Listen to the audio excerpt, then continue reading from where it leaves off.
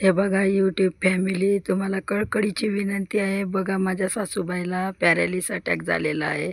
ते बघा एक हात कसा ठेवलेला आहे तिनं.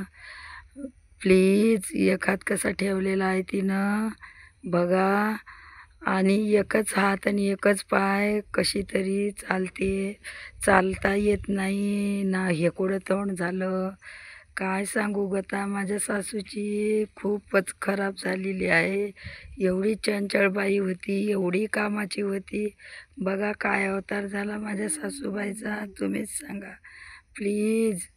तुम्हीच काहीतरी करा, काय करायचं ते. प्लीज सपोर्ट द्या. तुम्हाला कळकळीची विनंती सांगतोय तुम्हाला, खरंच सपोर्ट द्या.